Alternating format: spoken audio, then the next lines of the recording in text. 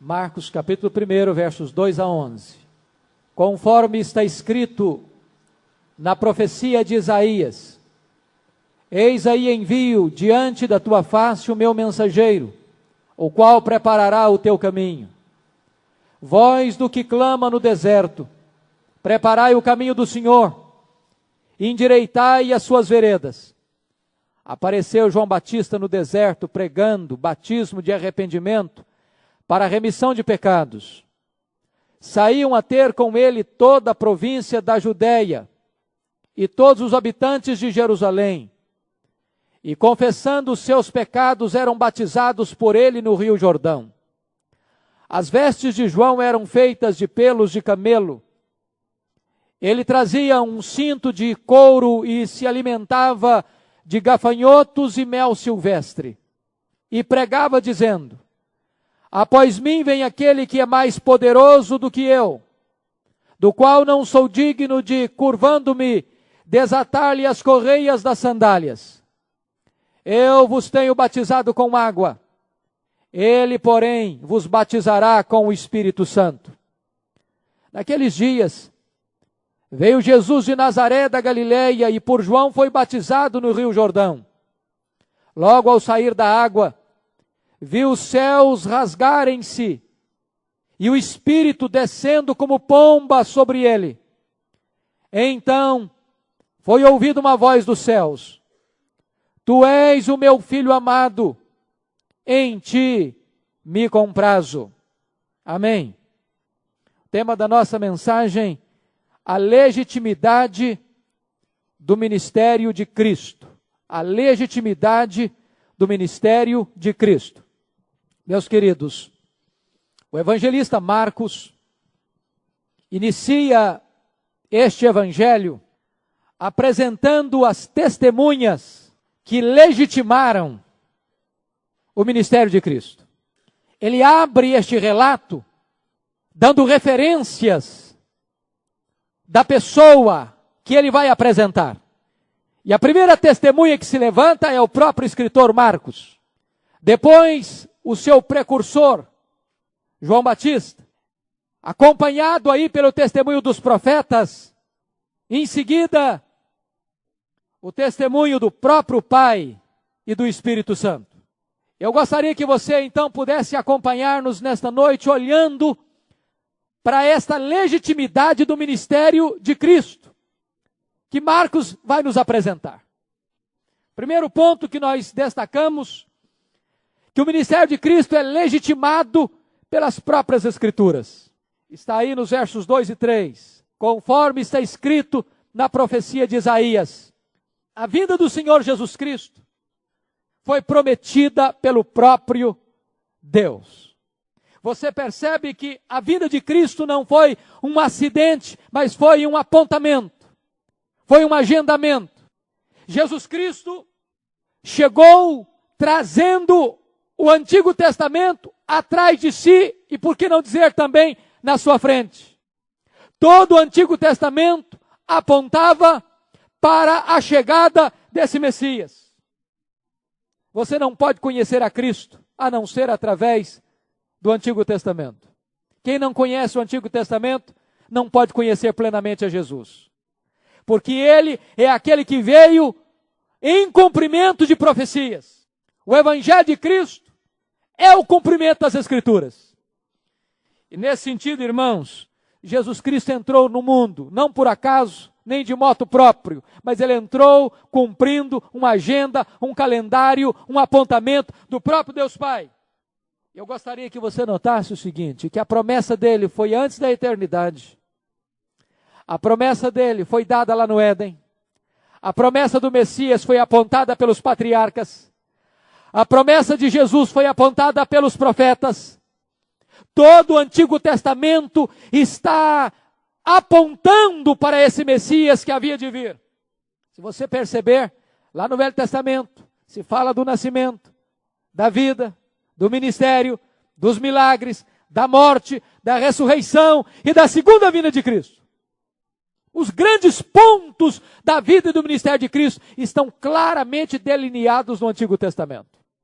O próprio Jesus faz referência a isso, dizendo: examinais as Escrituras, porque julgais ter nelas a vida eterna, e são elas mesmas que testificam de mim, disse Jesus. E quando ele está falando da Escritura, ele está se referindo ao Antigo Testamento. Então a primeira referência que nós temos é que a vinda do Senhor foi prometida pelo próprio Deus. Segundo lugar, a vinda de Cristo foi profetizada pelos profetas. E aí você nota no verso 2, que há um ponto interessantíssimo.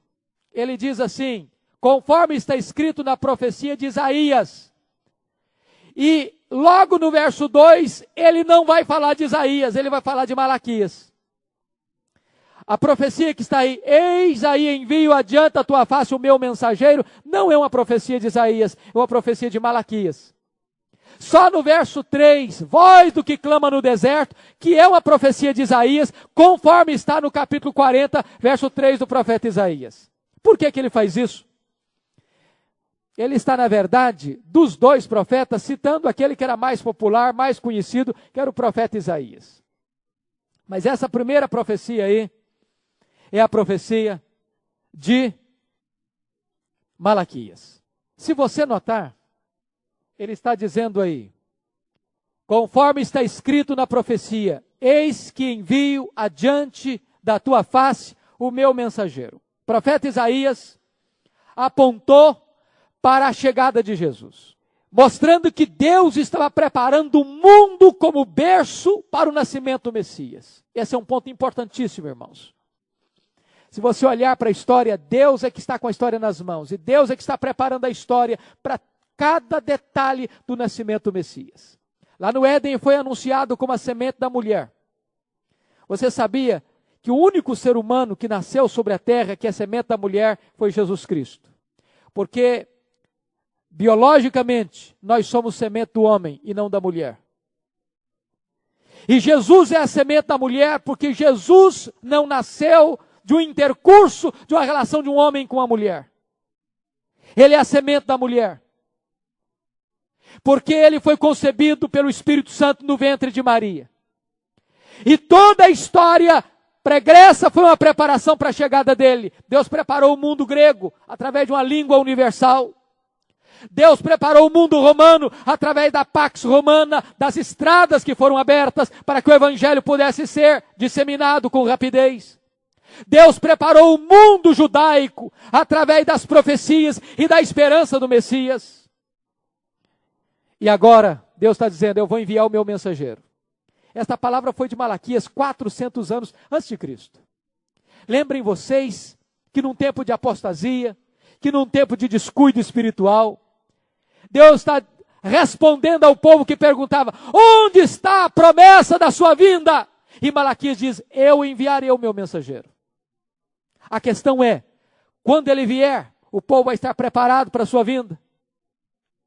E agora o profeta Isaías diz assim, voz do que clama no deserto. Voz do que clama no deserto. É a palavra agora de Isaías. É o profeta Isaías apontando o precursor como voz. E é o profeta Malaquias apresentando o precursor como mensageiro. Tanto o mensageiro como a voz apontam para a mesma pessoa, para o mesmo homem, João Batista. Você nota então que ele foi legitimado pelas Escrituras. Ele não caiu de paraquedas. Não foi um plano de última hora, a vinda do Messias. Mas a vinda do Messias cumpre um propósito de Deus conforme estabelecido nas Escrituras, na palavra de Deus. Segundo ponto que eu chamo a sua atenção. O ministério de Jesus Cristo foi legitimado especialmente nesse texto pelo seu precursor. Versículos 4 a 6.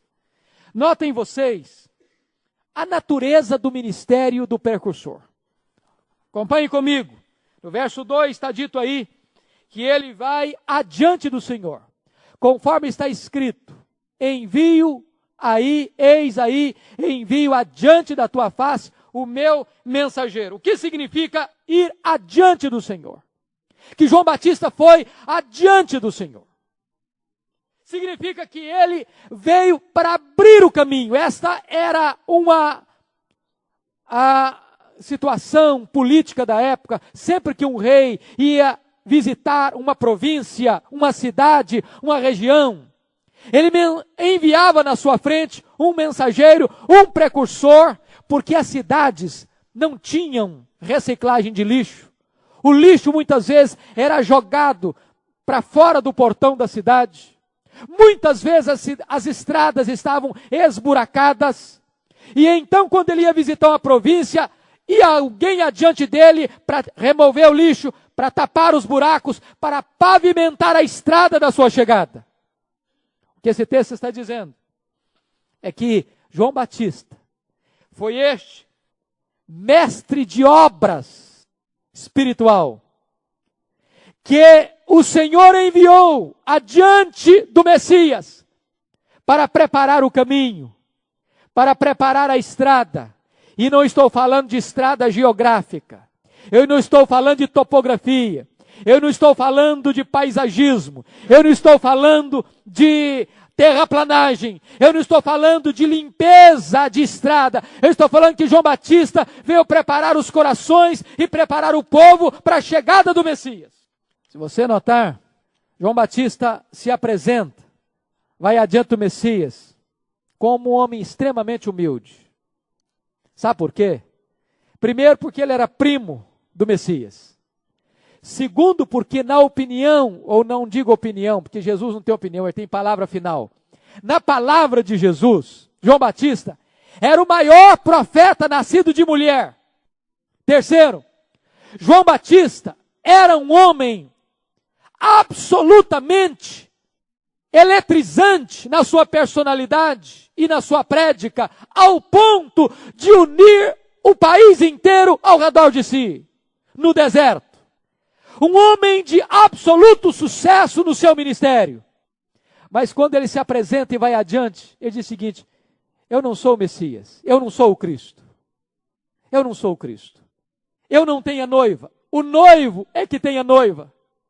E eu me alegro porque o noivo tem a noiva. Convém que ele cresça e que eu diminua.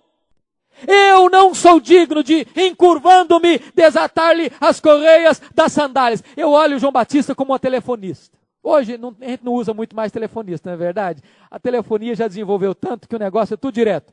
Mas você lembra daquele tempo, quando você tinha que fazer uma ligação interurbana ou fazer uma ligação internacional, você tinha que ligar para a telefonista. E aí você tinha que falar com a telefonista. Quando a telefonista te colocava em linha com a pessoa que você queria falar, a telefonista saía do ar, saía de cena. João Batista é uma espécie de telefonista de Deus. Ele veio para linkar você ao Messias. Ele veio para dizer: eis o Cordeiro de Deus que tira o pecado do mundo. E quando ele apontou o Cordeiro, ele saiu de cena. Ele foi humilde na sua apresentação. Ele veio para preparar o caminho. Olha você ainda. Quem é este? Natureza do seu trabalho. Ele é voz do que clama no deserto. Olha o verso 3. Voz do que clama no deserto. Preste atenção nisso. João Batista era filho de quem mesmo? De Isabel, Zacarias. Zacarias era quem? Era um sacerdote. Portanto, João Batista era membro da família sacerdotal. Ele era um levita. Mas ele não foi sacerdote. Ele foi profeta. Diz a Bíblia que veio a João a palavra do Senhor. Este homem veio para pregar. E ele não prega no templo. E ele não prega nas praças de Jerusalém. E ele não prega para as elites aristocráticas de Jerusalém. A Bíblia diz que ele prega no deserto. Prega no deserto. E aqui é impressionante. Porque você pode perguntar, por que ele prega no deserto? Tem sentido isso? Quando a gente fala tanto hoje em evangelismo urbano, de procurar os grandes centros, de ir aonde o povo está, de plantar a igreja na avenida mais movimentada da cidade, de buscar os recursos mais avançados da tecnologia para alcançar o máximo de pessoas. Parece que João Batista pega o caminho contrário. Ele vai para o deserto. E por quê? Não é que ele é um eremita. Não é que ele é um ermitão. Não é que ele é um homem antissocial. Eu vou lhes listar algumas razões por que ele foi para o deserto. Primeiro, Ele foi para o deserto, porque este homem não queria se distrair com qualquer outra coisa que não é a essência do seu ministério. Apontar para o Messias. Segundo, ele foi para o deserto, porque esta foi a maneira mais estupenda de chamar a atenção do povo. Um pregador no deserto tem que ser especial, ou senão é um louco. Ou ele é voz, ou ele é louco. Mas diz a Bíblia que ele é voz. Ele é voz, ele não é um eco. Ele é boca de Deus. A palavra de Deus veio a ele depois de 400 anos de silêncio profético. Isso ensina uma lição para nós, irmãos. Onde tem voz de Deus, para lá o povo corre. Não importa se numa grande igreja, se numa praça apinhada de gente, ou se no deserto. Terceira razão, que ele foi para o deserto, foi para romper com a hipocrisia dos líderes religiosos de Jerusalém, que preferiam o conforto e o luxo do templo, das vestes sacerdotais. E ele rompe com esta prática. E terceiro e quarto, melhor dizendo, para cumprir a profecia. Voz do que clama no deserto. Era uma palavra dada há 700 anos antes de João Batista ser levantado. A palavra clamar aí, que está escrita, na língua original significa clamar com profundo sentimento. Clamar com grande intensidade de alma.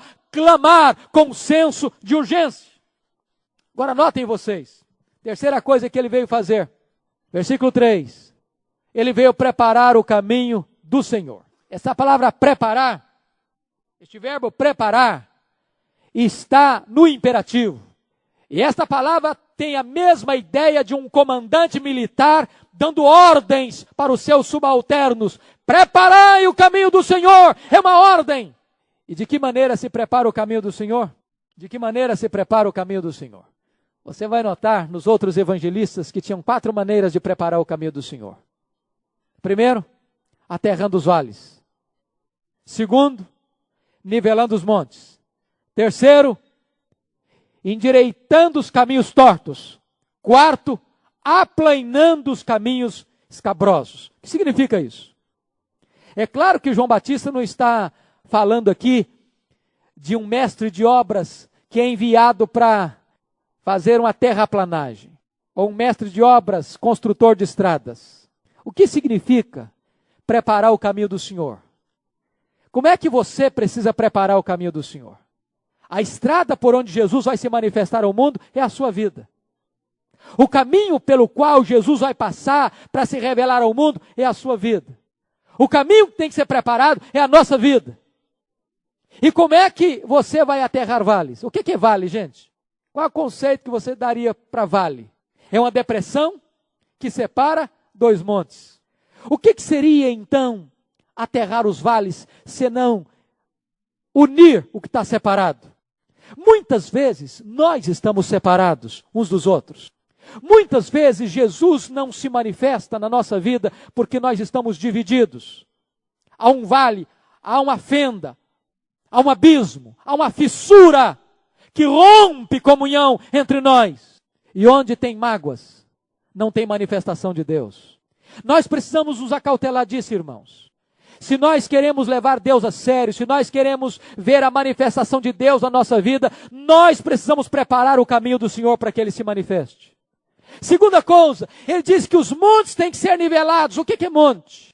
Monte traz a ideia na Bíblia de soberba, de altivez, de mania de grandeza.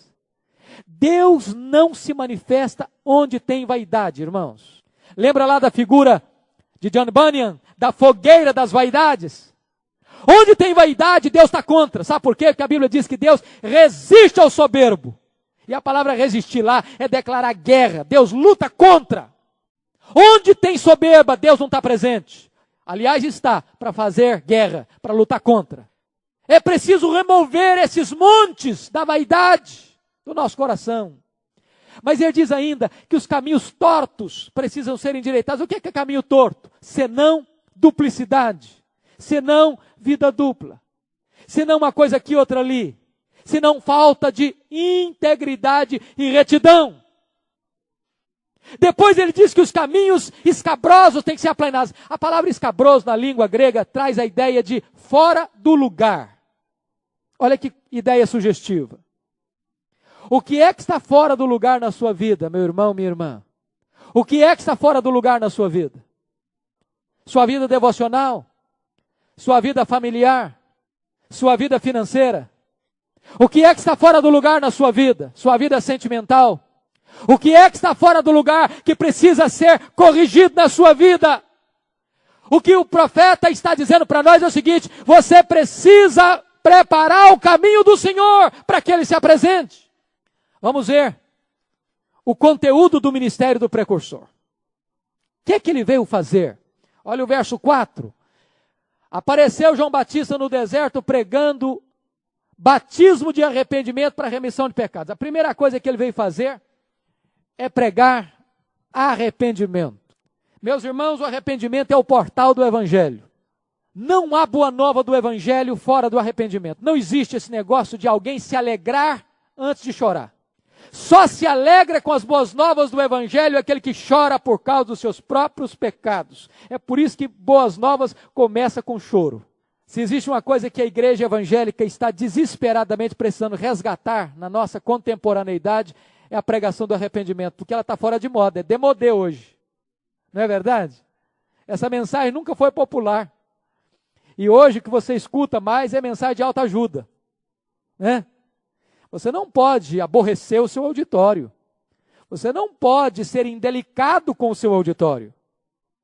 Você precisa fazer cócegas na vaidade das pessoas. Você precisa dizer para elas que elas são boas. O que elas precisam descobrir é quão fantásticas elas são. Mas isso não é evangelho. O evangelho começa com a lei. O evangelho começa mostrando para o homem que ele está perdido. Que a não ser que ele se arrependa, ele não pode receber a boa nova do evangelho, porque quem não se convence do seu pecado, para que vai desejar ser salvo? Salvo de quê? Salvo de quê? Você nem tem consciência de que está perdido. Daí João Batista começa com arrependimento. E o que é arrependimento?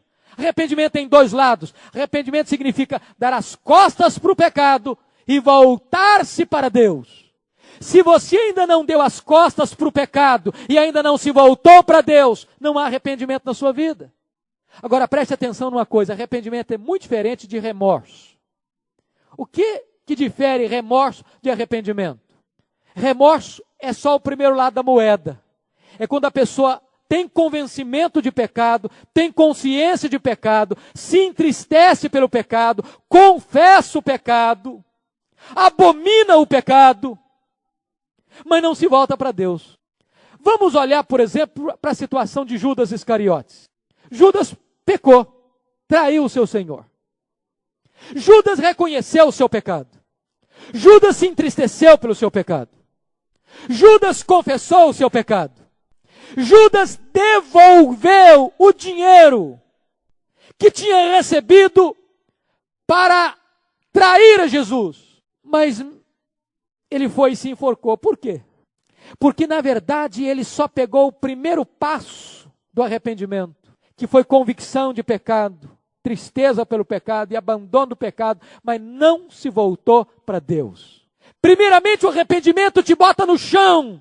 Depois, o arrependimento te levanta e te aponta a saída, que é o Evangelho da Graça. Esta que é a bênção, irmãos. E o arrependimento que João está pregando é este. É arrependimento para quê? Para remissão de pecados. Mas antes de falar de remissão de pecados, eu preciso dizer para você uma coisa que o William Barclay coloca com muita clareza. A confissão de pecado tem que ser tríplice. Você tem que confessar o seu pecado para você, para a pessoa que você ofendeu e para Deus. Talvez a pessoa mais difícil de você enfrentar seja você mesmo. Foi por isso que o pródigo disse: Pai, pequei contra os céus e diante de ti. Não sou digno. Não sou digno. Foi por isso que Davi disse: o meu pecado está sempre diante de mim. Enquanto você não admitir para você mesmo que você pecou, não há arrependimento verdadeiro. Segundo, Você precisa confessar este pecado para quem você ofendeu. É necessário eliminar as barreiras humanas antes que caiam as barreiras que nos separam de Deus. E terceiro, você precisa confessar o seu pecado para Deus. Para quê? Para que haja remissão de pecados. A palavra remissão traz uma ideia muito bonita. A ideia de remissão é a ideia de mandar embora. Mandar embora. Você lembra lá em Levíticos capítulo 16 a ideia dos dois bodes? Dos dois bodes. Um bode era morto, outro bode era mandado embora para o deserto. O sacerdote confessava os pecados do povo na cabeça, botando a mão na cabeça do bode, depois um era sacrificado, o outro era mandado embora. Essa ideia é a ideia seguinte, que pelos nossos pecados Cristo morreu, e os nossos pecados Ele levou, de tal maneira que a Bíblia diz que Deus afasta de nós os nossos pecados, como Ele afasta o Oriente do Ocidente, que Deus desfaz o nosso pecado como a névoa, e que Deus lança os nossos pecados nas profundezas do mar. Que coisa maravilhosa! Deus afasta, manda embora o seu pecado. Que coisa boa! Sabe, algumas coisas que nós temos que nos acautelar. O diabo é astuto nisso. Quando você confessa o seu pecado e se arrepende dele, Deus pega esse pecado e o manda embora. Como o sacerdote mandou aquele bode para o deserto. Vai embora! Saiu de você! Não volta mais para você! E o diabo às vezes vem buzinar no seu ouvido o seguinte: aquele pecado. E aquele pecado que foi mandado embora, você fica trazendo de volta. E sofrendo por ele. E curtindo as dores. Se você assistiu o filme Lutero, o filme foi muito feliz. Quando descreve uma das características do Lutero. Lutero, ele tinha uma noção tão grande, tão profunda, tão agônica da batalha espiritual, que muitas vezes ele se trancava no quarto e parecia que ele estava brigando corporalmente com o diabo. Teve uma hora que ele pegou o tinteiro e jogou o tinteiro na parede, dando a impressão que ele estava jogando o tinteiro no diabo. Ele era afligido com essa batalha espiritual. E muitas vezes parecia que o diabo se apresentava para ele, para apontar para ele os seus pecados. Você fez isso, e fez aquilo outro. Até o dia que Lutero conheceu de maneira plena a graça de Deus. Certo sonho de Lutero, Satanás apareceu para ele, apontando para Lutero os pecados graves e terríveis que ele tinha cometido. Lutero disse: é verdade, os cometi mesmo. Só um detalhe, você esqueceu de apontar também que o sangue de Cristo me lava de todo o pecado. Esse pecado já foi remido. Não há mais pecado, ele foi mandado embora. Então não permita que Satanás, como acusador, fique atormentando você por um pecado que já foi mandado embora e já foi lavado no sangue do Cordeiro. Vamos ver agora, em terceiro lugar, os resultados do ministério do precursor. Primeiro resultado foi um impacto sobre as pessoas. Olha você o versículo 5, por favor. Versículo 5 diz: saíam a ter com ele toda a província da Judéia e todos os habitantes de Jerusalém. É claro que este termo é uma hipérbole, que é uma figura de linguagem absolutamente plausível, correta, para descrever o sucesso da mobilização popular produzido pelo ministério de João Batista. Na verdade, está acontecendo o seguinte: depois de 400 anos de silêncio profético, a nação estava cansada dos mestres religiosos de Israel, os fariseus, os saduceus, os essênios, e de repente, diz a Bíblia que veio a palavra do Senhor a João, e João vai para o deserto, e levanta a sua voz, e diz a Bíblia que a cidade vem, que o povo do interior vem, que as multidões se acotovelam, não nas praças, mas no deserto, para ouvi-lo. Isso é uma coisa extremamente impressionante de se perceber. João Batista não tem títulos. João Batista, embora procedente da classe sacerdotal, porque seu pai era sacerdote, ele não tem referências, não tem diplomas, não tem nenhuma característica que nós poderíamos dizer que o mundo aplaude. Mas ele tinha a coisa mais importante. Ele tinha a unção do Espírito Santo de Deus sobre ele. O que faz um pregador ser uma bênção nas mãos de Deus, não são os títulos que ele granjeia, não é o conhecimento teórico que ele tem, mas o grau de compromisso que ele tem com Deus, o selo do Espírito Santo sobre a sua vida, e a fidelidade do seu ministério de apontar para Jesus Cristo. Agora preste atenção nesse ponto. Não obstante as multidões estão indo, John Charles Ryle, falando sobre esse ponto, diz o seguinte: nós não podemos afirmar e nem temos evidências disso, de que toda esta multidão que está indo a João Batista, verdadeiramente tornou-se uma multidão convertida. Nós não temos provas de que toda esta multidão verdadeiramente foi convertida. Que alerta para nós, diz ele, que alerta para nós, de uma multidão que escuta o maior pregador, o maior profeta nascido dentre mulheres, a mensagem mais relevante e urgente que o mundo podia ouvir: arrependei-vos, preparai o caminho do Senhor. Um pregador que aponta a maior mensagem, aponta para o Messias. Uma multidão que se congrega para ouvir este homem. E apesar disso, não temos provas suficientes para dizer que toda esta multidão verdadeiramente deu provas de arrependimento e foi transformada por esta mensagem.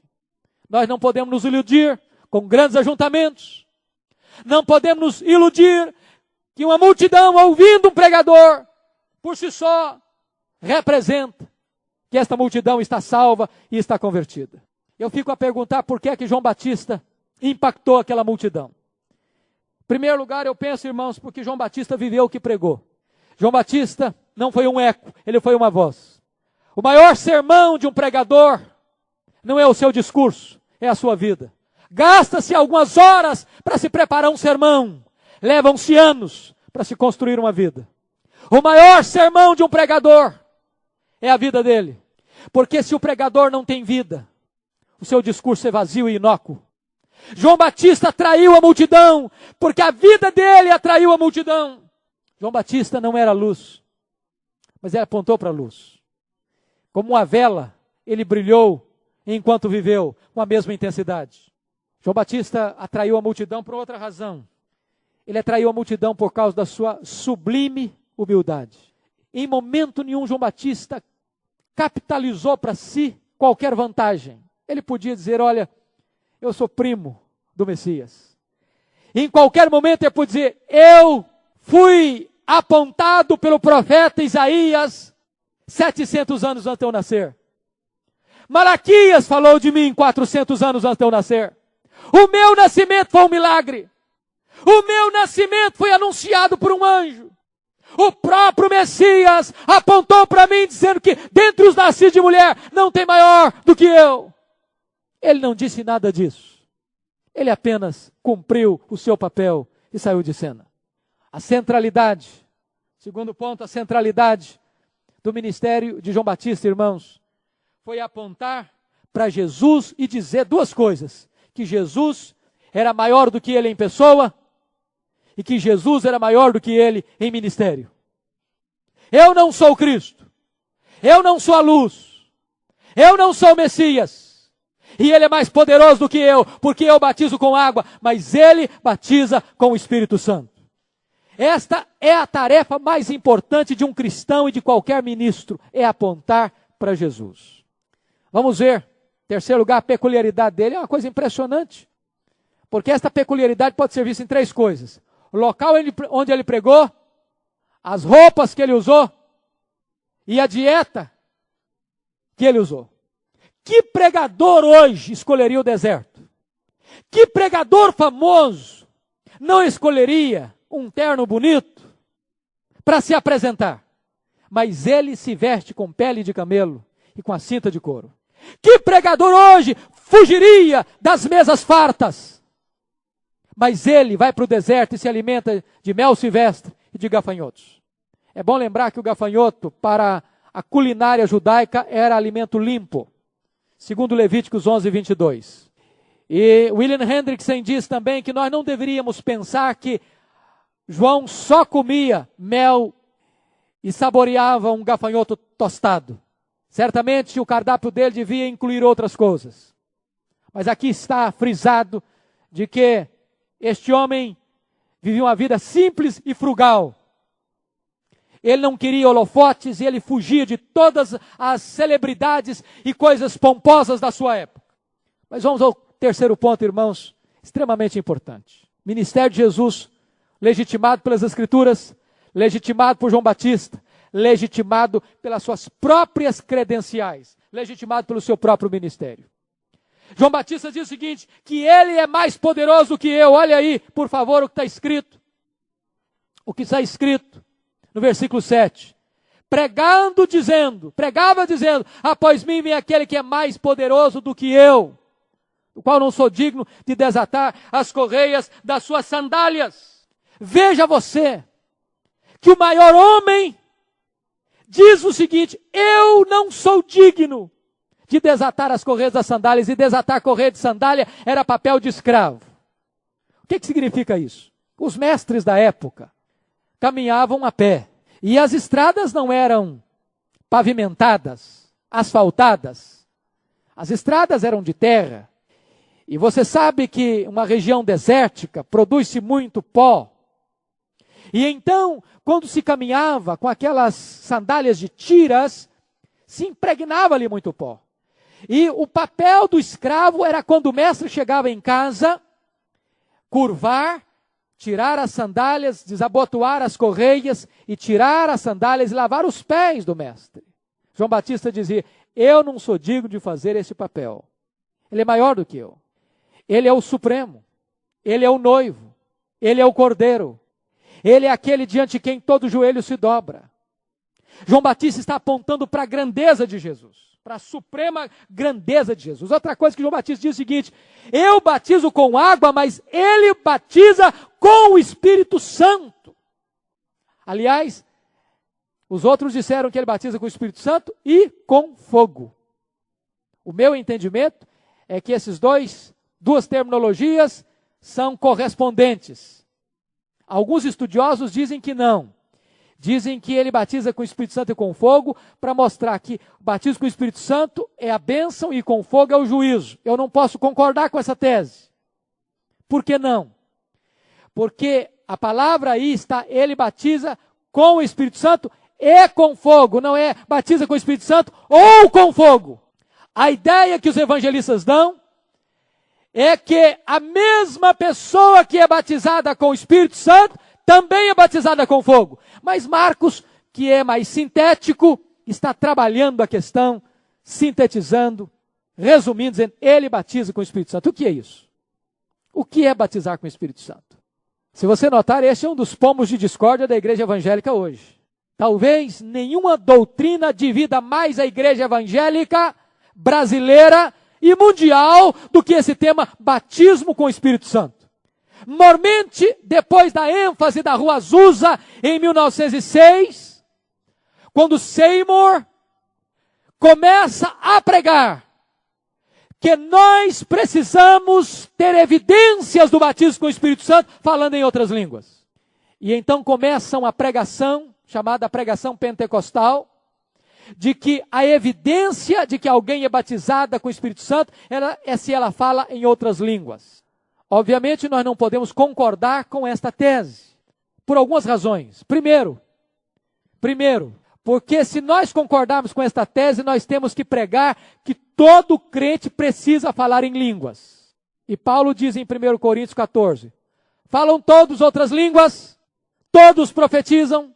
E esta pergunta dele é retórica, respondendo, claro que não, porque dom espiritual é da competência exclusiva do Espírito Santo distribuir. Nem todas as pessoas têm todos os dons. Ora, se nem todos falam em línguas, em outras línguas, e se línguas é evidência do batismo com o Espírito Santo, então alguma coisa não está combinando, está desconectado, está equivocado. Então, certamente não podemos concordar com isso. Um dom espiritual não pode ser um selo do batismo com o Espírito Santo. O que é o batismo com o Espírito Santo, então? No ensino de Paulo, em 1 Coríntios 12, 13, ele diz que todos nós fomos batizados pelo Espírito no corpo de Cristo. Então, o primeiro ponto do batismo com o Espírito Santo é que o batismo do Espírito Santo é a sua conversão, no momento em que o Espírito Santo regenera você, ele batiza você na igreja, no corpo de Cristo, ou seja, ele torna você membro do corpo de Cristo. Nesse sentido, todo salvo é batizado pelo Espírito Santo.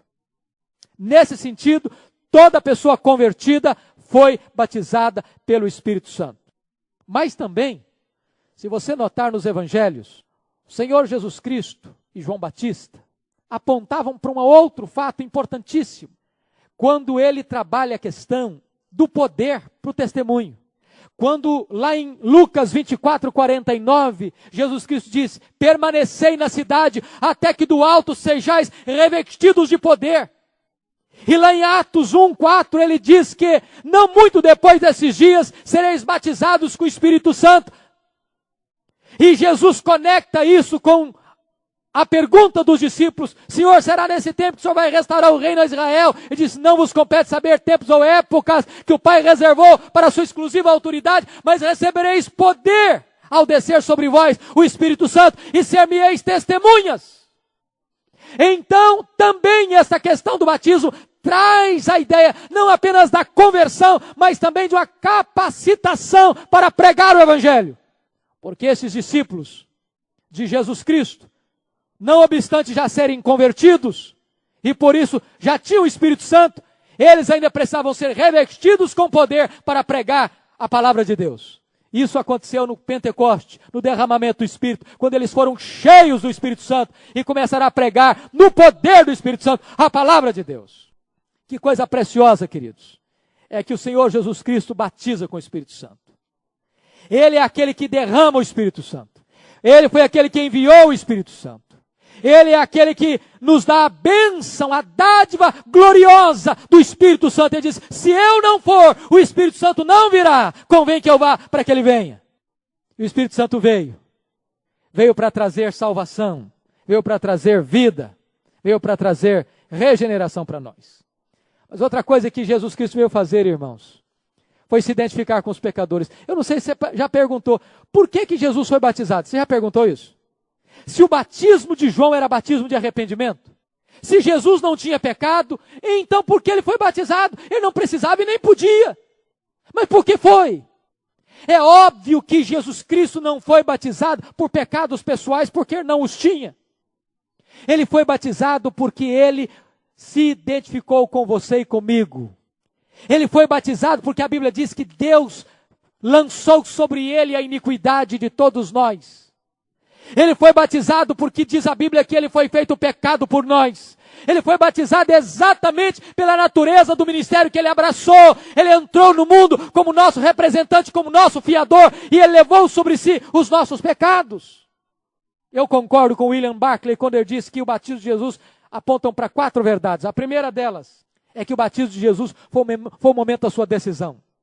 Jesus cresceu em Nazaré, foi carpinteiro em Nazaré. Quantos móveis Jesus deve ter feito? Quantas encomendas de casamento? Porque naquela época não tinha lojas de móveis.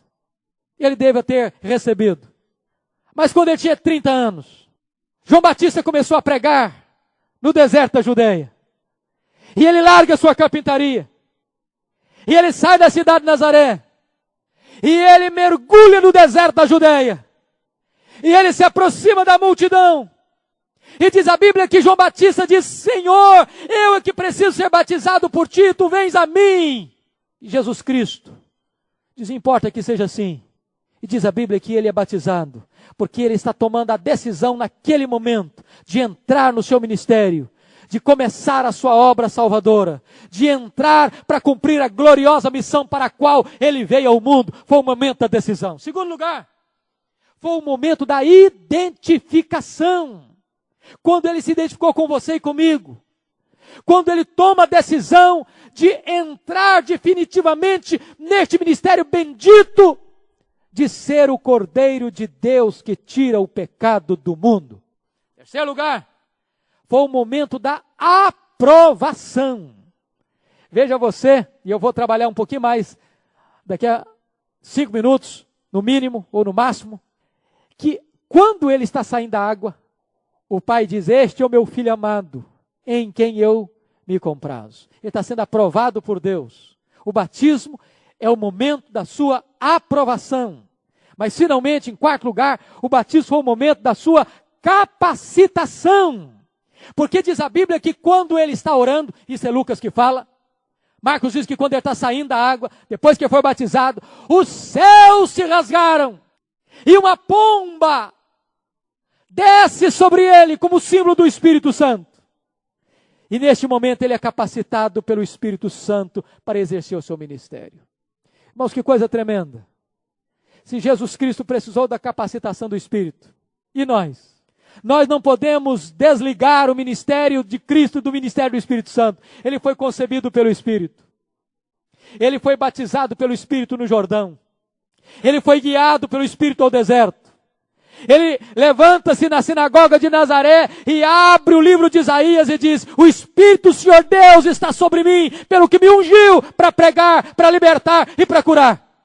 E diz a Bíblia lá em Atos 10, que o Espírito Santo ungiu a Jesus de Nazaré para libertar os oprimidos do diabo e para curar os aflitos. E a Bíblia diz que ele realiza todo o seu ministério no poder do Espírito Santo de Deus. Foi o momento da sua capacitação. E eu termino esta mensagem dizendo o seguinte, que Jesus foi legitimado pela palavra, pelo precursor, pelo seu próprio ministério, e finalmente ele foi legitimado pelo próprio Pai. João está querendo mostrar para nós as credenciais do Messias que ele vai agora revelar a nós. E diz a Bíblia que quando Jesus está saindo do Jordão, o céu está se abrindo e o Pai está falando. Que mensagem bendita da Trindade. A segunda pessoa sendo batizada, a terceira pessoa descendo como pomba, e a primeira pessoa da Trindade, o Pai falando: este é o meu Filho, em quem eu me comprazo. Por que o Espírito Santo desceu sobre pomba, como pomba? E lá no Pentecostes desceu como língua de fogo. Já parou para pensar? Você lembra que quando o dilúvio acabou, e Deus faz uma aliança, dizendo que mais o juízo não viria, soltou-se uma pomba. Acabou o juízo. Acabou o dilúvio. O Espírito Santo descendo como pomba sobre Jesus revela a doçura do seu ministério de graça. A graça chegou. A bênção do Evangelho chegou. Lembram vocês que quando Malaquias fecha as cortinas do Velho Testamento, a última palavra que aparece é maldição, é juízo. Mas quando o Evangelho abre as cortinas, desce uma pomba. É a graça de Deus. É a boa nova do Evangelho. É a boa nova da reconciliação. É Deus chamando o homem para se arrepender e acertar a vida com Deus. E quando a cortina da história fecha, lá em Apocalipse 22, 3, diz: e já não tem mais maldição. Não tem mais maldição. Louvado seja Deus. Eis o meu Filho, em quem eu me comprazo. Que coisa fantástica, queridos irmãos. O Pai está testificando o Filho. Você já parou para pensar quando é que ele tornou-se filho? Essa é uma linguagem difícil para nós, não é? Linguagem da Trindade. Foi Tertuliano pela primeira vez quem formatou essa palavra Trindade, porque ela não tem na Bíblia. Você já parou para pensar como é que isso aconteceu? Antes dos tempos eternos, não havia céu, não havia terra, não havia planetas, não havia galáxias, não havia mundos estelares, não havia nada no universo. O universo não existia, existia Deus. O Pai, o Filho e o Espírito Santo. Plena harmonia, plena comunicação. Deus não precisava do mundo para ser Deus. Ele sempre foi Deus desde a eternidade. Ele era completo em si mesmo. Agora pense nesta gloriosa ideia. O Pai, o Filho e o Espírito Santo, as três pessoas no conselho da Trindade, no conselho da redenção. E agora este Deus triuno entra numa aliança bendita. E nesta aliança, a segunda pessoa deveria se esvaziar da sua glória, abdicar da sua glória, tornar-se carne, entrar no mundo, se identificar com os pecadores, ser cuspido pelos homens, ser perseguido, ser açoitado, ser pregado numa cruz, para ressuscitar ao terceiro dia. Naquela aliança da Trindade, o Espírito Santo deveria vir para capacitar o Filho, para realizar a sua obra. E agora esse palco está armado.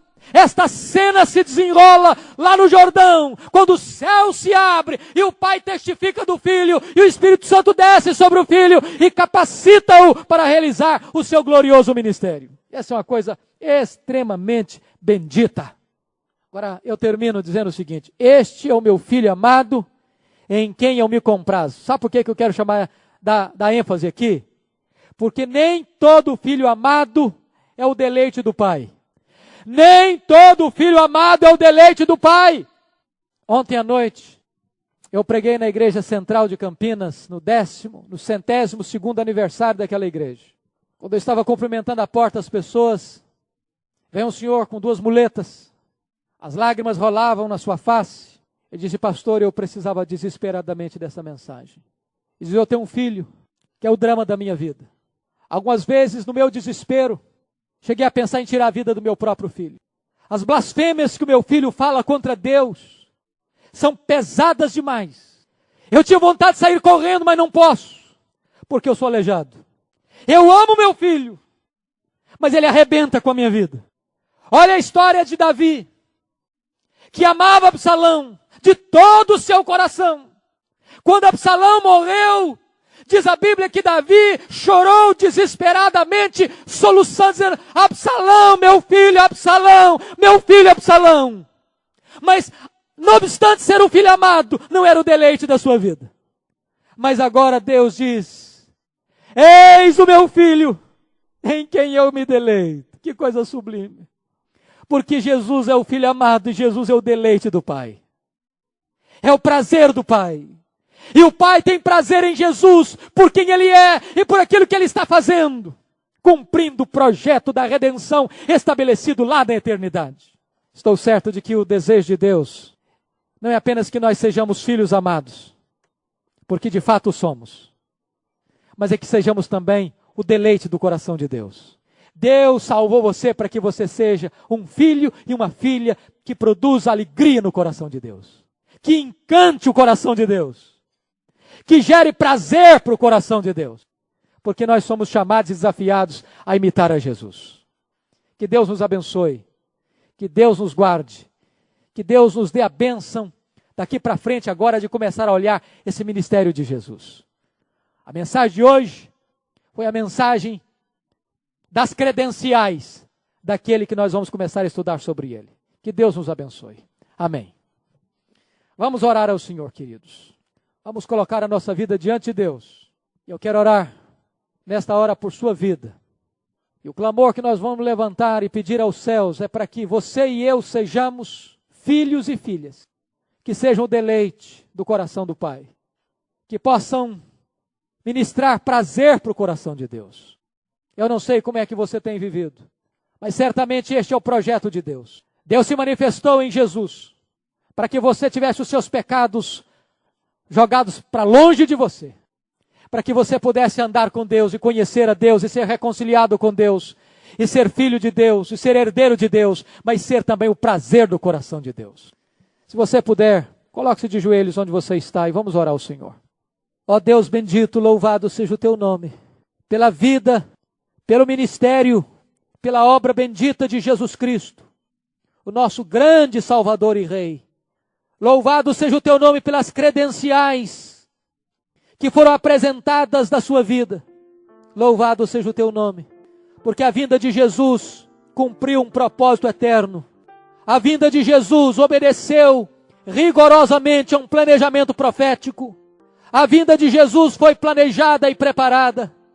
E bendito seja o teu nome, porque na plenitude dos tempos ele veio, nascido de mulher, nascido sob a lei, entrando no mundo como nosso representante, como nosso fiador, como nosso substituto, como nosso redentor, como aquele que nos reconciliou contigo. Glória ao teu nome, porque ele foi o filho amado, o filho que produziu alegria para o coração do Pai.